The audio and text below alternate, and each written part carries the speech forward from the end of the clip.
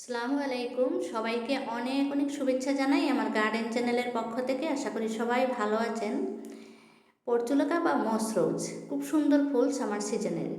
এই ফুলটা যখন প্রথম ব্যাচ বা দ্বিতীয় ব্যাচ ধরা হয়ে গেছে, তারপরের ব্যাচ আসবে, তখন দেখুন ফুলগুলো একটু কমে গেছে। এই সময়টায় আপনাদের যে কাজটা করতে হবে সেই কাজটা আমি আজকে আরম্ভ করে দিয়েছি।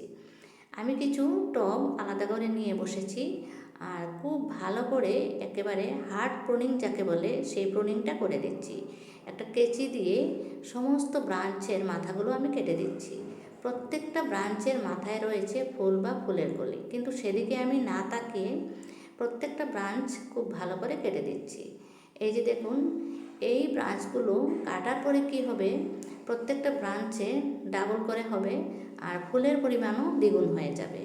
তাই আমি এই ফুলটা খুবই ভালোবাসি। আপনারাও যদি ভালোবাসেন তাহলে খুব তাড়াতাড়ি এই কাজটা করে নিন। আর আমি আজকে একটা খাদ্য সেবন করব, সেই খাদ্যটারও কিছু প্রয়োজন আছে, কারণ আমরা গাছটা যখন বসিয়েছিলাম তখন কিছু সার প্রয়োগ করেছিলাম অবশ্যই, তারপরে তেমন কিছু দেয়া হয়নি। দেখুন কতগুলো ব্রাঞ্চ আমি কেটে ফেলেছি। সমস্ত পটগুলোকে আমি এভাবেই কেটে কেটে রেডি করে নিয়েছি। তারপরে আমি আজকে যে খাদ্যটা দেব সেটা হচ্ছে কলার খোসা আর কলা। এই কন্টেনারে আমি ভিজিয়ে রেখেছি 1 সপ্তাহ আগে। আমি সাধারণত এই কন্টেনারটায় কলার খোসা আর কলা ভিজিয়ে থাকি, আমি অনেকবার আপনাদের দেখিয়েছি। আর এই যে মুখাটা বন্ধ ছিল, তাই ভিতরে দেখুন একটু সাদা সাদা হয়েছে, একদম গ্যাস হয়ে গেছে।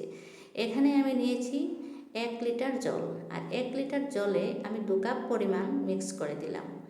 তারপরে জলটা পাতলা করে নিয়ে ঠিক এইভাবে গাছে সেবন করতে হয়। প্রায় প্রত্যেকটা ফুলের গাছেই আমি এই জলটা দিয়ে থাকি।